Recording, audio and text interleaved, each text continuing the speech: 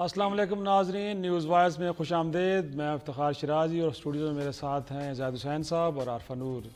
ناظرین، معاشی دباؤ اور عوامی توقعات کے انبار تلے دبی پی ٹی آئی کی حکومت نے بالآخر آئی ایم ایف کی طرف جانے کا فیصلہ کیا اور بیل آؤٹ پیکج لیا جا رہا ہے، اور یوں اگلے ہفتے کہا یہ جا رہا ہے کہ عالمی بینک کا ایک وفد آئے گا پاکستان، جو ایک انیشل اسسمنٹ کرے گا، اس کے بعد پھر یہ پروگرام آگے بڑھے گا۔ اور ساتھ میں وفاقی کابینہ کے جب اجلاس ہوا ہے، پرائم منسٹر نے وزارت خزانہ کو یہ بھی ہدایت کی ہے کہ گزشتہ 10 سالوں میں جو قرضے لیے گئے ہیں وہ قرضے کہاں استعمال ہوئے، ان کا کوئی صحیح استعمال ہوا بھی کہ نہیں ہے۔ تو یہ بھی ایک ٹاسک سونپا گیا ہے، اور وہ جاننا چاہ رہے ہیں پرائم منسٹر کہ 2003 سے لے کے اب تک جو بیرونی قرضے ہیں ان کا جو حجم ہے وہ 6,000 ارب روپے سے بڑھ کے 30,000 ارب ہو گیا ہے۔ لیکن کیا یہ قرضے واقعی وہیں پہ لگے ہیں جہاں پہ لگنے چاہیے کہ نہیں، اور اگر نہیں تو پھر اس کے بعد دیکھیں کیا آگے ہوتا ہے۔ لیکن آج ہم ڈیبیٹ کریں گے، اگرچہ شدید معاشی بحران ہے اور دیگر مسائل بھی درپیش ہے حکومت کو، لیکن بار بار ماضی کی حکومتوں کو الزام دینا اور ساتھ میں پھر اس طرح وضاحتیں پیش کرنا، کیا حکومت اسی طرح چلے گی کہ اب کام کا وقت ہے، عمل کا وقت ہے، اور اسی پہ فوکس کرنا چاہیے۔ پھر پروگرام کے اگلے حصے میں ذکر ہوگا تھار کول پاور منصوبے کا، جس پہ آج چیف جسٹس آف پاکستان نے پاکستان کے جو سائنٹسٹ سے معروف ڈاکٹر سمر مبارک مان صاحب ان کی شدید سرزنش کی ہے، اور ڈاکٹر صاحب سے کہا ہے کہ آپ ہی اس منصوبے کی ناکامی کے ذمہ دار ہیں۔ نیب کو ٹاسک دیا گیا ہے کہ اس منصوبے میں کیا کرپشن ہوئی ہے، وسائل کہاں لگے، اس کا پتہ لگایا جائے، کیونکہ کہا یہ جا رہا ہے کہ 3.4 بلین روپی خرچ ہوئے ہیں، اور اس کے بدلے میں صرف جو بجلی پیدا ہوئی ہے وہ 8 میگا واٹ۔ تو دیکھنا یہ ہے کہ کیا واقعی اس میں کرپشن ہوئی ہے، اگر ہوئی ہے تو پھر یقینی طور پہ نیب اس کو جانچے گا، دیکھے گا اور پھر سپریم کورٹ کو آگاہ کرے گا۔ پھر ذکر ہوگا امریکہ کے خصوصی نمائندے برائے افغانستان پاکستان زلمے خلیزاد کے دورہ پاکستان کا۔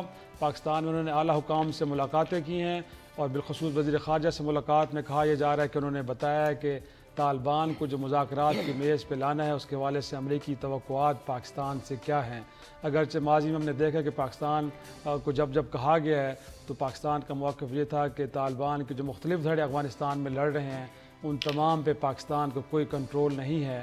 تو اب کیا توقعات ایسی ہیں کہ پاکستان اس معاملے میں کوئی اپنا ایک اہم رول ادا کر سکتا ہے کہ نہیں۔ پھر پروگرام کے آخر سے میں ذکر ہوگا وزیر مملکت برائے داخلہ شہرزاد آفریدی صاحب، جو اچانک کل راولپنڈی کے کوئی 3 تھانوں میں انہوں نے چھاپے مارے ہیں، اور وہاں جا کے جو پولیس کی کارکردگی اس کے اوپر سوال بھی اٹھائے ہیں۔ کہا یہ بھی جا رہے کچھ جو حوالات تھی وہاں پہ حوالات میں لوگ بند تھے ان کو وہ چھڑا کے بھی لے گئے ہیں، اور وہاں کے جو پولیس چیف ہیں انہوں نے اعتراض کیا ہے اگر وزیر مملکت داخلہ اگر آنا بھی چاہتے ہیں، اگر وہ تھانوں کا دورہ بھی کرنا چاہتے تو براہ راست نہیں جا سکتے، پہلے شہر کے جو پولیس چیف انہیں آگاہ کر اس کے بعد وہ آ سکتے ہیں۔ تو پہلے چلتے اپنی ٹاپ سٹوری کی طرف۔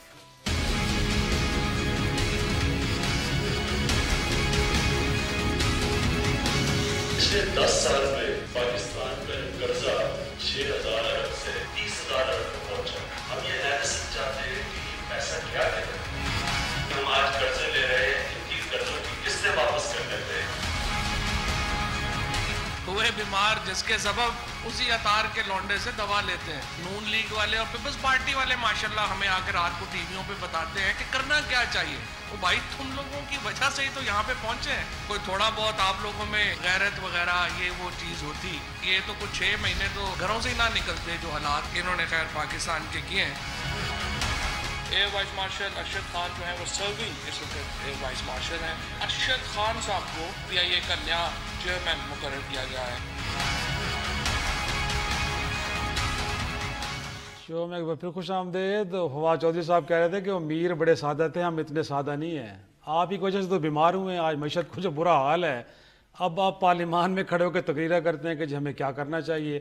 اگر یہ کرنا تھا تو آپ کے پاس حکومتیں تھیں 5-5 سال تو آپ کر دیتے، آپ ہمیں بتا رہے ہیں کہ جی معیشت کو کیسے ٹھیک کیا جا سکتا ہے، باقی معاملات کو کیسے درست کیا جا سکتا ہے۔ لیکن جو ایک اور بات میرے خیال میں سر ہوئی ہے وہ پچھلے 10 سال میں لیے گئے قرضوں کے حوالے سے میرے خیال میں ضرور انویسٹیگیشن ہونی چاہیے۔ جتنا اس بات کو اپریشیٹ کیا جائے بڑا کم ہے۔ میرے خیال میں اتنا بڑا بوجھ اگر اس قوم پہ پڑا ہے، 95 بلین ڈالرز کے قرضے اب ہو گئے ہیں، یہ قرضے لیے گئے ہیں تو استعمال کہاں ہوئے ہیں؟ اگر ٹھیک ہوئے ہیں تو پھر آج ہم اس قرضوں کے بوجھ تلے کیوں کھڑے ہوئے ہیں؟ تو میرے خیال میں ایک اچھی یہ فیصلہ ہے آپ کے۔ دیکھیں یہ بات تو صحیح ہے کہ جو تنقید کی مطلب جو فواد چودھری صاحب نے کہا ہے بہت ہی کم اچھی بات کرتے ہیں، لیکن یہ بات صحیح اب کی انہوں نے کی ہے کہ جو ہے کہ جو تقاریر ہو رہی ہیں معاشرت پہ، تو جب پی ایم ایل این والوں کی تنقید ہے تو میرے خیال یہ کہ جائز نہیں ہے. مطلب اس کو سمجھنا چاہیے کہ جو آج صورتحال ہے اس کی ذمہ داری پوری کی پوری جو ہے وہ پی ایم ایل این کی گورنمنٹ پہ آتی ہے. جس طرح سے انہوں نے معاشیات کو رن کیا ہے، جس طرح سے جو ہے وہ یعنی آپ نے یہ تو آسان ہوتا ہے کہ آپ نے بڑے بڑے جو سڑکیں بنا دی ہیں، بہت ساری میٹروز بنا دی، کچھ اورنج لائن بنا دی، جی موٹر ویز بھی اچھا لگتا ہے، ہمیں بھی اچھا لگتا ہے دیکھنے میں. لیکن بات یہ تھی اس کی قیمت کیا ہے، وہ پھر اس کو کس طرح سے اس کی پے ہوتی ہے. تو وہی آج جو ہے ہم بھگت رہے ہیں. اس کے لیے آتا ہے کہ آپ نے جو بھی قرضے لیے جاتے ہیں دنیا بھر میں، یہ ایک طریقہ ہے معاشیات کا کہ آپ قرضے لیتے ہیں، اس کا مطلب یہ ہوتا ہے کہ اس کو ایک پروڈکٹیو چیزوں پہ استعمال کیا جا سکے تاکہ اس کے اثرات آپ کے معاشیت پہ پڑے. تو وہ جو ہے اسی لحاظ سے جو کوئی نئی بات نہیں کہ قرضے نہ لینے چاہیے، کوئی ایک لحاظ سے ٹیبو نہیں ہے. لیکن وہی ہے کہ کس طرح سے خرچے کیے گئے، یہ بنیادی چیز ہے.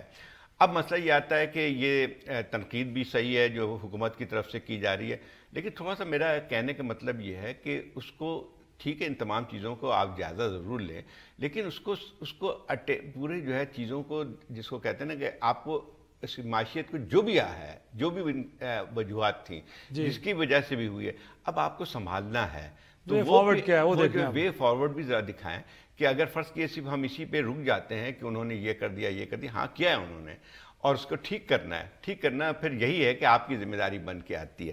تو میرے خیال یہ ہے کہ دونوں میں ایک بیلنس ضرور رکھنا چاہیے. آپ ٹھیک ہے لوگوں کو بتا رہے ہیں کہ وہ قرضے جو ملے تھے اس کا اثرات کیا پڑ رہے ہیں، میرے خیال ہر حکومت یہی کرتی، لیکن اب اس کے ساتھ ساتھ آپ آگے کی طرف بڑھیں. مجھے جو خطرہ لگ رہا ہے وہ یہ ہے کہ جس سے حکومت جو ہے جس طرح سے پھنسی ہوئی ہے، اسی دائرے میں اگر گھومتی رہتی ہے تو اس سے صورتحال جو آج ہے اس سے زیادہ خراب ہو سکتی ہے. عارفہ 60 دن ہونے کو ہیں، 2 ماہ گزر گئے، 1 ماہ باقی ہے. 90 دن کا 100 دن کا جو آپ ٹاسک آپ لے کے بیٹھے تھے، وہ جو زید صاحب کہہ رہے ہیں کہ ماتم بہت ہو گئے نا، اب 2 مہینے اب ماتم کر چکے ہیں، اب آگے کی طرف بڑھیں، اب سٹیپس لیں. اور پھر ساتھ میں یہ بھی میں جاننا چاہوں گا جو وسل بلوور قانون لے کے آ رہے ہیں، آرڈیننس آ رہا ہے، تو آپ کو لگتا ہے کہ خوف کی فضا پیدا نہیں ہوگی؟ جو جائز اور ٹھیک کام ہے وہ بھی کہیں رک جائیں گے، افسران کہیں گے جی کسی فائل پہ سگنیچر کروں گا، نقطہ اٹھے گا، اس کے بعد پھنس جاؤں گا، بہتر ہے جی میں ذرا خاموش ہو کے بیٹھا رہوں، بس اسی طرح چلتا رہے معاملہ. یہ تو شرازی صاحب پھر جو ساری کرپشن کی یا اکاؤنٹیبلٹی کی اس وقت ڈرائیو چل رہی ہے، اس کا یہ تو ایک سائیڈ ایفیکٹ ہے ہی صحیح، اور ہم کب سے یہ بات کر رہے ہیں. وہ وسل بلوور ایکٹ آنے سے صرف خوف بڑھے گا، یہ تو نہیں ہے کہ اس وقت نہیں ہے. بیوروکریسی کے ساتھ یہ مسائل جو تھے یہ پی ایم ایل این کی حکومت کو بھی ہو رہے تھے. شاہد خاقان عباسی صاحب اس پہ بہت دفعے بولے تھے کہ کوئی بیوروکریٹ جو ہے اس وقت کسی چیز پر دستخط کرنے کو تیار نہیں ہے، حکومت کا کام رکا ہوا ہے. اور اس کے بعد عمران خان صاحب بھی جو یہ سپیچز دے رہے ہیں آج کل بیوروکریسی کی یا سول سروس کی گیدرنگز پہ، ان کی پیچھے وجہ یہی ہے کیونکہ ان کو بھی یہ بتایا گیا ہے کہ جی جس طرح کی اس وقت اکاؤنٹیبلٹی ہو رہی ہے اس کی وجہ سے بیوروکریسی ڈری ہوئی ہے، وہ کوئی کام کرنے کو تیار نہیں ہے. تو یہ تو ان کو معلوم ہے. تو یہ وسل بلوور ایکٹ جو ہوگا it will just add to the problem, مگر مسئلہ تو میرے خیال میں پہلے سے ہی موجود ہے.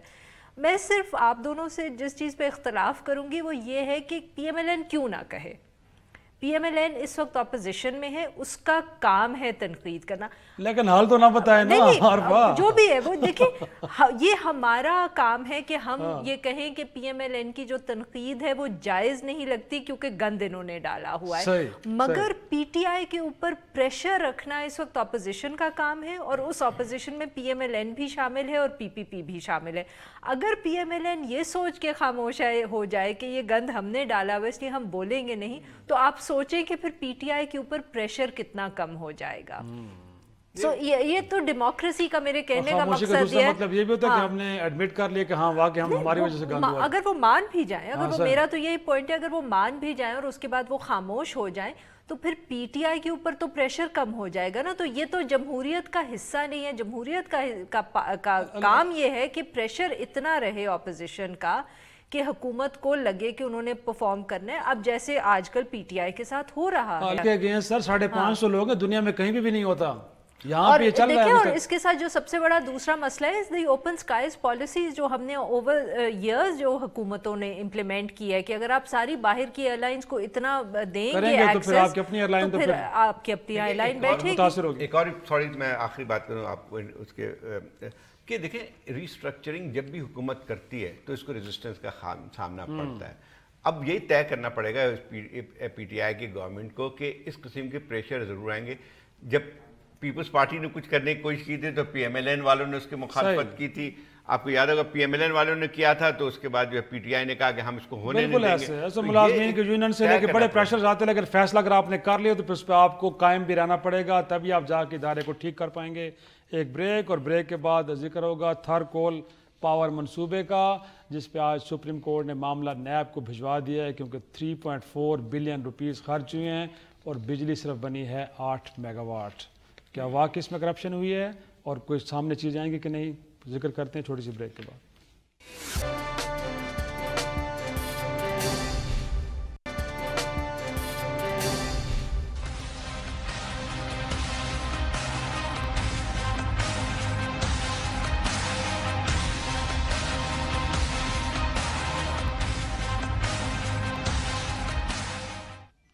प्रोग्राम में एक बार फिर खुश आमदेद। जैसा डॉक्टर सफर मुबारक बंद साहब ने कहा था कि बिजली का बड़ा सस्ता सोर्स हमारे पास पड़ा है, थर के अंदर दुनिया के दूसरे बड़े रिजर्व पड़े हमारे पास कोल के, गैसिफिकेशन करेंगे, जलाएंगे कोयले को, उसको निकालेंगे भी नहीं और बहुत बिजली पैदा होगी। और 2009 में एक मनसूबा वो ले गया, पहले इनिशियली 100 मेगावाट का, उसके बाद आगे नून लीग की गवर्नमेंट आई, उनको फंडिंग भी हुई 3.4, अगरचे 8 अरब का ये था मनसूबा बट 3.4 तो उनको जारी हुए। बिजली टोटल पैदा हुई सर 8 मेगावाट। अब वो पूछते हैं, सुप्रीम कोर्ट ने कहा जी बताएं ये क्या हुआ।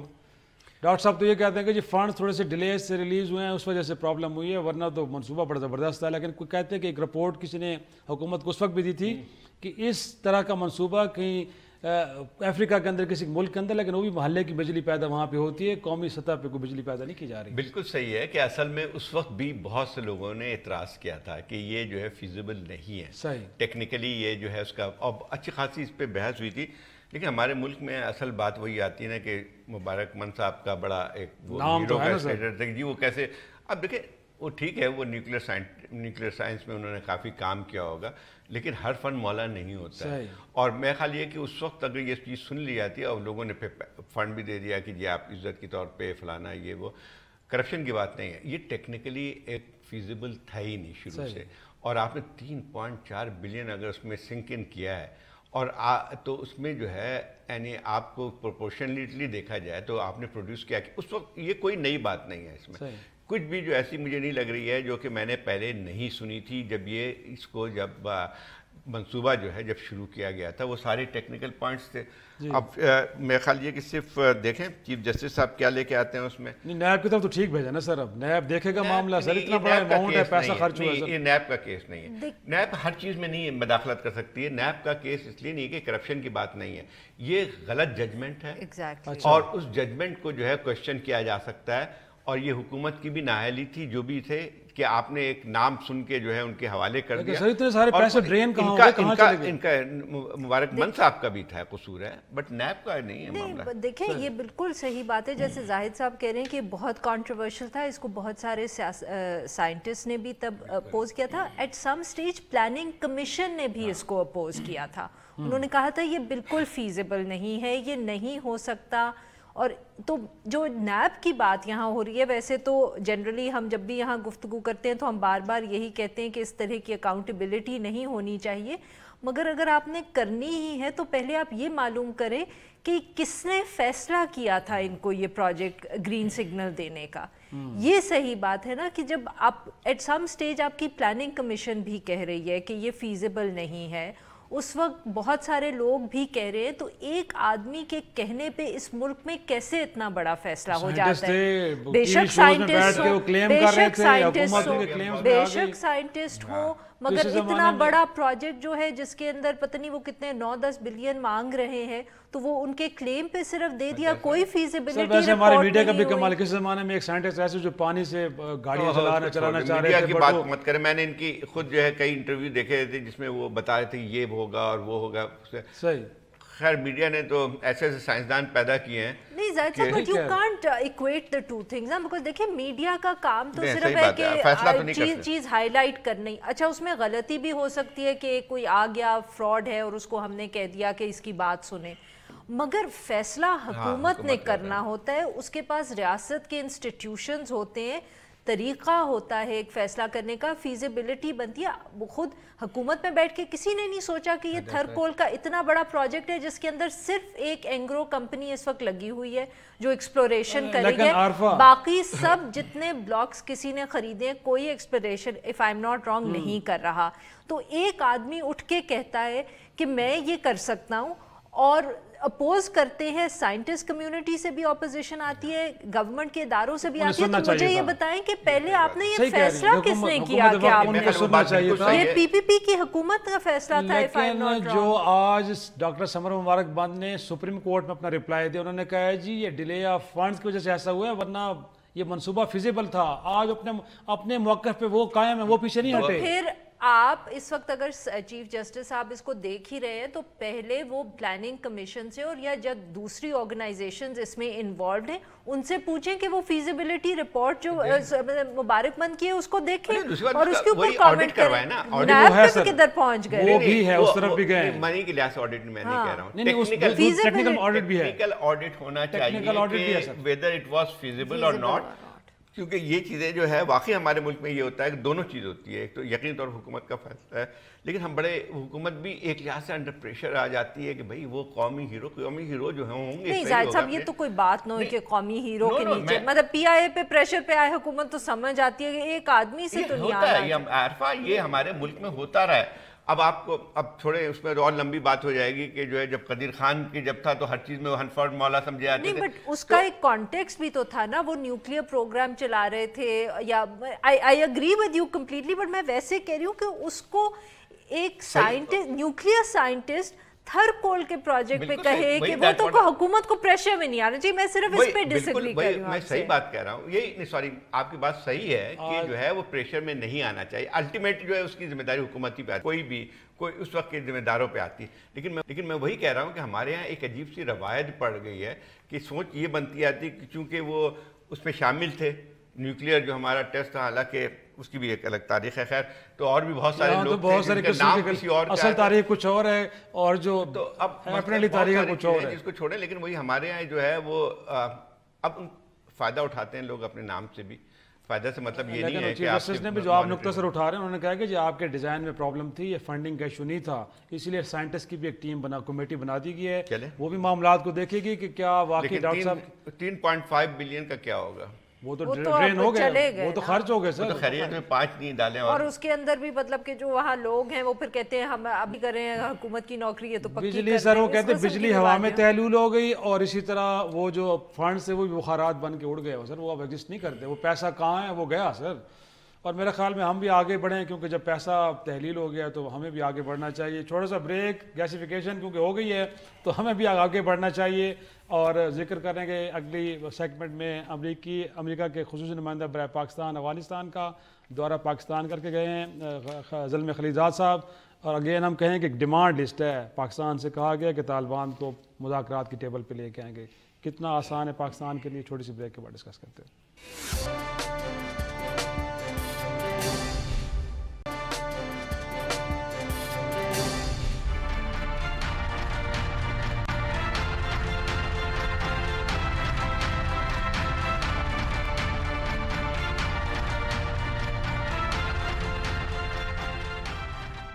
شو میں بار پہ خوش آمدید. زاہد صاحب امریکہ کے خصوصی نمائندہ برائے افغانستان پاکستان زلمے خلیلزاد صاحب پاکستان کا دورہ کر کے چلے گئے ہیں. اگرچہ گڈ نوٹ پہ وہ ختم ہوئے اور دونوں طرف سے بڑے پازیٹیو ایک طرح سے سٹیٹمنٹس آئی ہیں. پاکستان نے بھی کہا ہے کہ جو بالکل ہم تعاون کریں گے, لیکن اگین جو سب سے بڑا مطالبہ ہے امریکہ کا کہ طالبان کو ڈائلاگ ٹیبل پہ لے کے آئیں. پاکستان ماضی میں کہتا رہا کہ جی سب دھڑوں پہ ہمارا کوئی کنٹرول نہیں ہے. اب آپ کو لگتا ہے پہلے یہ دیکھیں ایک بات ہے, پہلے یہ کہ یہ نہیں ہے envoy special envoy F pack نہیں ہے. ایف پیک جو پہلے ہوا کرتا تھا وہ ختم ہو چکا ہے, وہ نہیں ہے. اس کی کوئی وہ نہیں بن کے آتی ہے. دوسرا یہ تھا کہ یہ جو ہے ان کو مقرر کیا گیا ہے ایک لحاظ سے پوائنٹ مین ہے یونائٹڈ اسٹیٹس کے وہاں افغانستان میں. ان کی جو بنیادی جو ہے ان کی جو مینڈیٹ ہے یا ٹاسک دیا گیا ہے ان کو وہ یہی تھا کہ پولیٹیکل سولوشن افغانستان میں کیا جائے.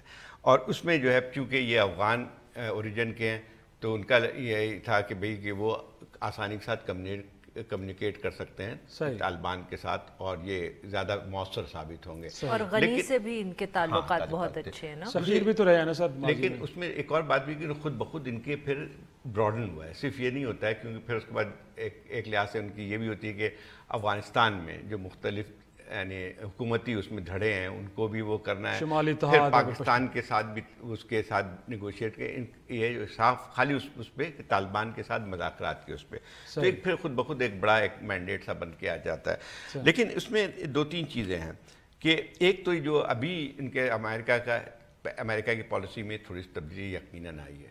پہلے جو ہے امریکہ جب طالبان کہتا تھا ہم ڈائریکٹ بات کرنا چاہتے ہیں امریکہ سے تو اس وقت امریکہ یہ کہتا تھا کہ جو ہے آپ افغان حکومت سے بات کریں لے کے.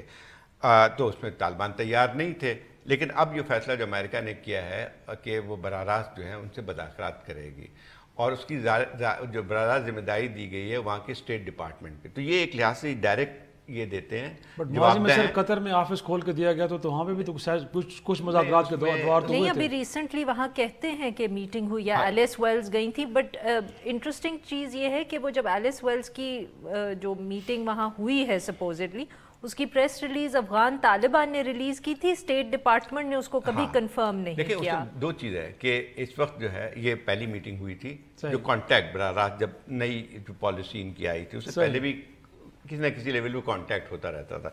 اب جو ہے اس میں وہ اس کو کہتے ہیں وہ کوئی جو فارمل مذاکرات نہیں تھے.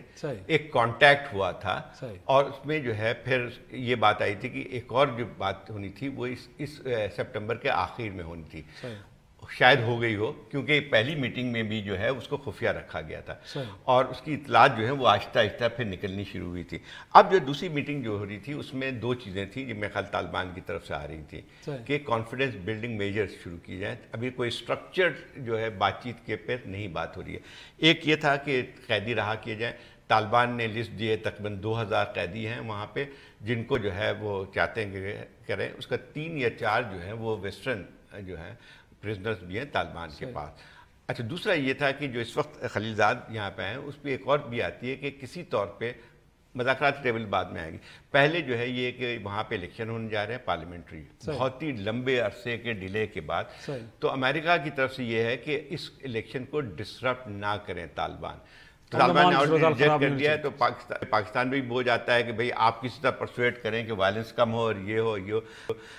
ابھی بات چیت جو ہے یعنی اس کی نوبت جو فارمل ابھی نہیں آئی ہے. لیکن یہ بات صحیح ہے کہ امریکہ کو کم از کم اس بات کا بھی ریئلائزیشن ایک حد تک ہے کہ پاکستان کو لیے بغیر جو ہے وہ آگے مذاکرات نہیں چل سکتے ہیں. کتنا انفلوئنس ہوتا ہے وہ الگ. لیکن عارفہ یہ میں نقطہ آپ کی طرف لے کے آتا ہوں کہ ماضی میں اگر پاکستان کی طرف سے یہ کہا گیا ہے کہ نہیں تمام دھڑوں پہ ہمارا کنٹرول نہیں ہے تو وجوہات کیا تھی؟ واقعی حقیقت ایسی ہے کہ پاکستان کا کنٹرول نہیں ہے یا پھر یہ ہے کہ پاکستان منتظر تھا کہ جب تک ہمیں مرکزی رول نہیں دیا جاتا اس سلوشن میں تب تک ہم آگے نہیں بڑھیں گے؟ تو آپ کو لگتا ہے کہ کوئی تھوڑی سی 2 ملکوں تبدیلی آئی ہے؟ 2 ایک اور ملک کے اندر نیگوسیشنز ہیں انٹرنل اور اس نیگوسیشن کے اندر ایک سپر پاور انوالوڈ ہے تو اس کے اندر پاکستان کو مرکزی رول تو ویسے ہی نہیں دیا جا سکتا نا. یہ تو ہمارا بنتا ہی نہیں ہے تو ہم مانگیں گے ہی نہیں. ہاں آئی ڈونٹ تھنک کہ that is ever an issue because یہ آپ مانگ بھی نہیں سکتے.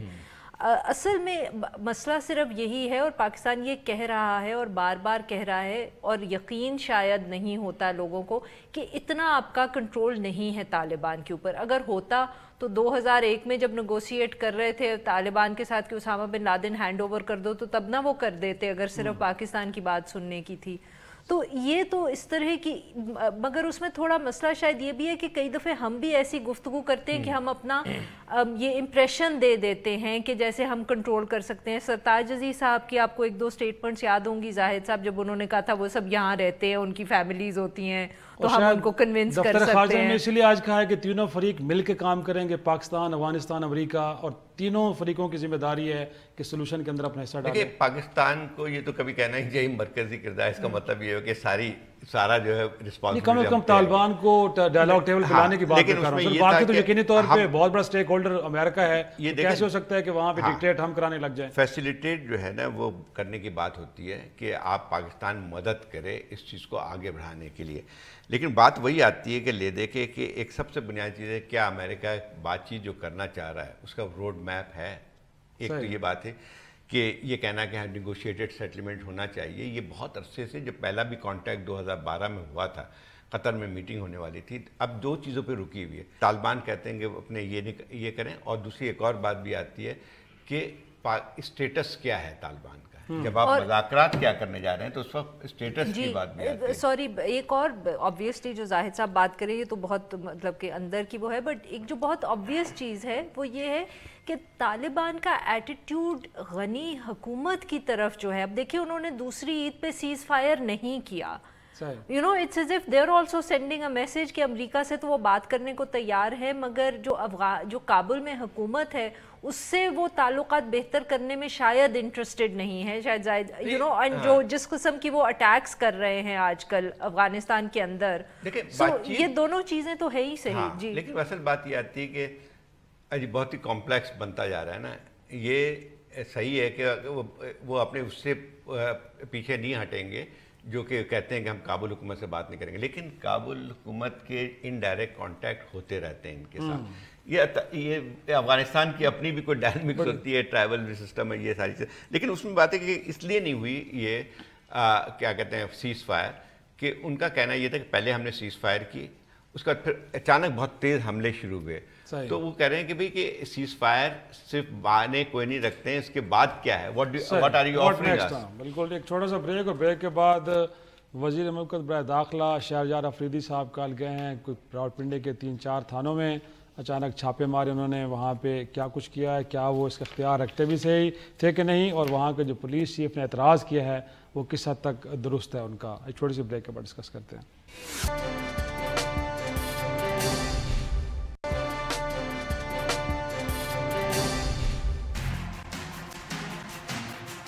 اس کو آپ کیسے رکھ سکتے ہیں؟ انسانیت کی تصویر ایک ایگزامپل سسپینڈ کرو اس کو. شو میں ایک بار پھر خوش آمدید.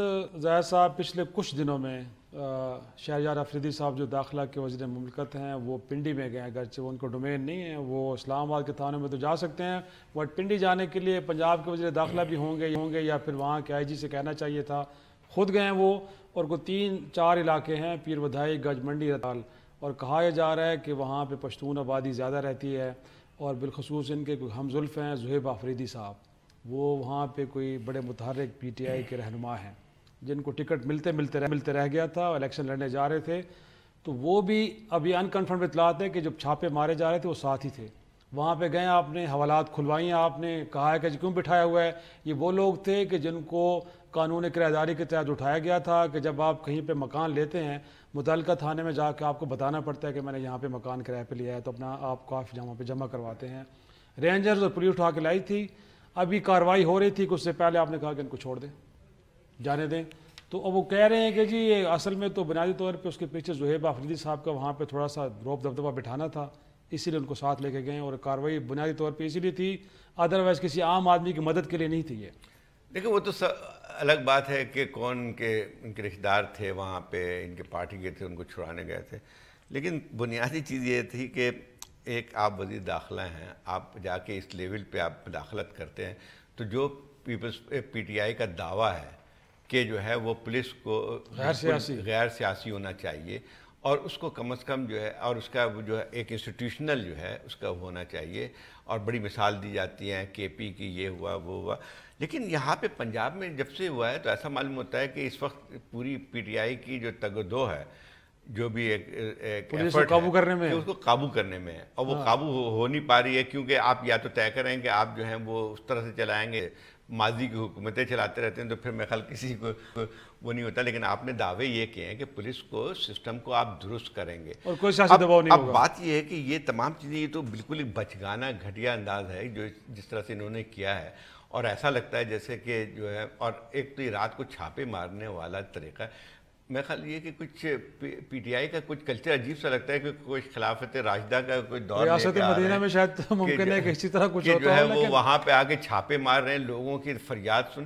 آئی مین یہ کون کہاں پہ ہوا ہے؟ یہ تو اس قسم کی چیزیں کر رہے ہیں تو خود اپنا مذاق اڑا رہے ہیں, خود اپنا جو ہے وہ پھر اس کے بعد جو ان کا ایک لحاظ سے اور صحیح کیا جو ایس ایچ اوز نے کیا وہ صحیح کیا کہ جو اپنے ان کے پاس اور اس کے بعد بھی صحیح, اور ان کا کوئی وہاں پہ وہ مداخلت کا کوئی جواز بھی نہیں بن کے آتا ہے. اور پھر تو آپ طے کر لیں کہ آپ جو پولیس کو اسی طرح چلائیں گے جیسے ماضی میں چیزیں چلتی رہی ہیں. حوالات سے لوگوں کو نکال کے کہنا کہ جاؤ جی آپ, یہ عارفہ ہو سکتا ہے. اب دیکھیں ہو سکتا ہے کہ نہیں, مگر آج یہ سمجھ آ رہا ہے اس کل سے کہ عمران خان صاحب نے وزیر داخلہ کیوں نہیں کوئی بنایا اور صرف ایک اسٹیٹ منسٹر فار انٹیریئر رکھا ہے, اور وہی کافی ہیں. اور میرے خیال میں یہ شاید پھر اس طرح نہ چلے, کیونکہ یہ I think the prime minister will have to take some action, کیونکہ ان کے اوپر ان کی میں اب تفصیل میں نہیں جا سکتی کیونکہ انہوں نے کلیریفیکیشن اس پہ جاری کر دی تھی. ان کے خلاف ایک سٹوری بھی چھپی تھی, اس پہ انہوں نے کلیریفیکیشن جاری کر دی کہ یہ بالکل غلط ہے. مگر میں نے اس کے بعد سنا ہے کہ اس کے اوپر مگر ایک انکوائری کمیشن حکومت کی طرف سے بن گئی ہے ٹو انویسٹیگیٹ کے فیکٹس کیا ہوئے ہیں. تو ایز آئی سیڈ اس کی تفصیل میں نہیں جاتے کیونکہ آبویسلی وہ ڈینائل آیا تھا, بٹ سنا ہے کہ وہاں بھی انویسٹیگیشن حکومت کی طرف سے ہو رہی ہے کہ وہ سچ مچ کیا ہوا. لیکن سٹی پولیس چیف کا اعتراض یہ تو ٹھیک ہے نا کہ کم از کم کوئی بھی معاملات ہیں تو آپ کم از کم پولیس چیف کو تو بتائیں نا سر. دیکھیں نا, تو اس پہ بھی پھر پرائم منسٹر کو دیکھنا چاہیے. یہ اب ہم نے تو ہائی لائٹ کر دیا, میڈیا کا کام یہاں ختم ہو گیا, but the prime minister now needs to take action. انہوں نے ہمیں وعدہ کیا تھا کہ وہ پاور میں آ رہے ہیں, ووٹ انہوں نے اس لیے لیے تھے کہ پولیس کو غیر جانبدار بنائیں گے. تو وہ فواد چودھری صاحب نے ہمیں طاہر خان جو پنجاب کے آئی جی تھے اس پہ تو ایکسکیوز دے دی کہ جی پالیسی ہم بنائیں گے, اگر وہ امپلیمنٹ نہیں کریں گے تو یہاں تو کوئی پالیسی کا ایشو نہیں ہے. So we expect Imran Khan to take action. جو سب سے بڑے یہ جو سمٹمس ہیں نا چھوٹے موٹے, جو بات یہ ہے کہ جو آپ نے دعویٰ کیا تھا کہ پنجاب پولیس کو ریفارم کرے, آسان کام ویسے بھی نہیں ہوتا پنجاب پولیس کو قابو کرنا, لیکن اس میں یہ کہ وہ جو کمیشن بنایا تھا نہ صرف درانی صاحب نے استعفیٰ دیا بلکہ عمران بھی چلے گئے, وہ ختم ہو گیا, وہاں تالے بھی لگ گئے. تو اب مسئلہ یہ آتا ہے کہ پولیس ریفارم کہاں گیا. اسی طرح کے تالے لگے جس طرح کے احتساب کمیشن کے پی کے پہ لگے تھے. خدا کرے کہ یہ تالے کھلیں اور جس طرح کا خواب خان صاحب دیکھ رہے ریفارمز کا وہ شرمندہ تعبیر بھی ہو. آج کا شو یہی ختم کرتے ہیں, کل پھر ملاقات ہوگی. خدا حافظ.